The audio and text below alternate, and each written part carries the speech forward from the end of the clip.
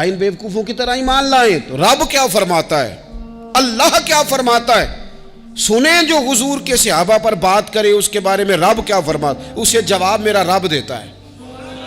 صحابہ کی بے ادبی کرنے والے کو جواب اللہ تعالیٰ ارشاد فرماتا ہے، فرمایا الا انہم ہم السفہاء ولکن لا یعلمون، فرمایا خبردار ہو جاؤ یہ خود بیوقوف ہے۔ اللہ تعالیٰ نے نبی اکرم صلی اللہ تعالیٰ علیہ وسلم کو وہ عظیم المرتبت صحابہ کرام عطا فرمائے ہیں کہ کائنات ارضی میں اس سے زیادہ خوبصورت لوگ دوبارہ آ نہیں سکتے۔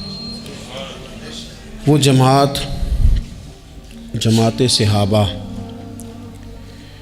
جو اپنی وفا شعاری سے، یقین کامل سے، انشراح صدر سے، حضور کے دروازے کی گدائی اور غلامی سے اتنی زیادہ سرشار تھی، ان کے دامن میں حضور علیہ السلام کی محبت کی اتنی خوشبوئیں تھیں کہ وہ جہاں بیٹھ جاتے تھے اس سارے ماحول کو بھی معطر اور معمر فرما دیا کرتے تھے۔ ایمان میں کسی کی تقلید نہیں ہوتی، تقلید تو مسائل فقہ میں ہوتی ہے۔ ہم اللہ تعالیٰ کو اس لیے نہیں مانتے کہ ہمیں امام اعظم نے کہا ہے، ہم رب کو اس لیے مانتے ہیں کہ اللہ وحدہ لا شریک ہے، مالک حقیقی ہے۔ نبی پاک علیہ السلام کو ماننے میں ہم کسی کے مقلد تو نہیں، رسول کریم سچے ہیں اور یہ سچ دنیا میں ہر روشنی سے زیادہ روشن ہے۔ ایمان میں تقلید نہیں ہوتی، عقائد میں تقلید نہیں ہوتی۔ تقلید تو ہوتی ہے مسائل میں کہ فلاں بزرگ کے اجتہاد پر، استنباط پر ہم زیادہ یقین رکھتے ہیں، زیادہ اعتماد کرتے ہیں، ان کے مقلد ہو جاتے ہیں۔ لیکن عجیب بات ہے نا کہ ایمان میں تقلید نہیں ہے، باوجود اس کے اللہ تعالیٰ نے کچھ لوگوں کے ایمان کو معیار ایمان قرار دیا ہے۔ فرمایا یہ ایمان معیار ہے، اس طرح کا ایمان پیدا کرو۔ یہ بالکل سورہ بقرہ دیکھیے، ارشاد فرمایا وَإِذَا قِيلَ لَهُمْ آمِنُوا، جب منافقین سے کہا جائے نا ایمان لاؤ، کس طرح؟ چونکہ منافق بھی دعویٰ کرتا ہے کہ میں مومن ہوں، ظاہری کلمہ پڑھتا ہے، نماز کا اہتمام کرتا ہے، بظاہر جہاد میں بھی چلے جاتے تھے، اگرچہ جا کے فتنہ ہی برپا کرتے تھے۔ مالک کریم نے کہا کہ جب ان منافقین، یہ منافقین کا ذکر ہو رہا ہے، یہ آیات، ان کا پس منظر یہ منافقین سے کلام ہے۔ وَإِذَا قِيلَ لَهُمْ آمِنُوا،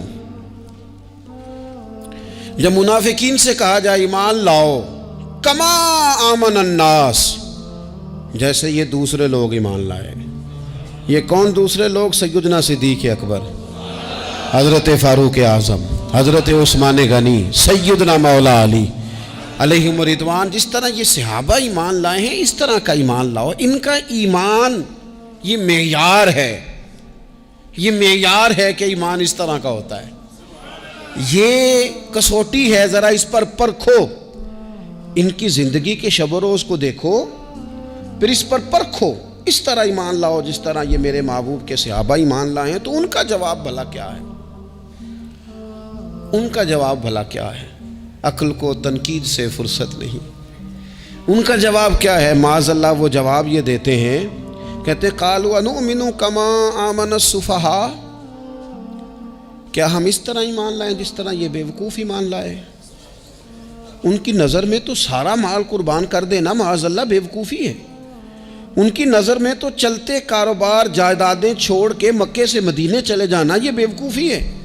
ان کی نظر میں تو مال، اولاد، جان، ہر چیز قربان کر دینا حضور کے قدمین پر یہ بیوقوفی ہے۔ کہ ان بیوقوفوں کی طرح ایمان لائیں؟ ہم تو سیانے لوگ ہیں، ہم تو سیانے ہیں، ہم تو ایمان لائیں گے، بس زبانی کلامی آئیں جائیں گے، بات بھی کریں گے، جس طرف کی ہوا ہوگی اس طرف کے ہو بھی جائیں گے۔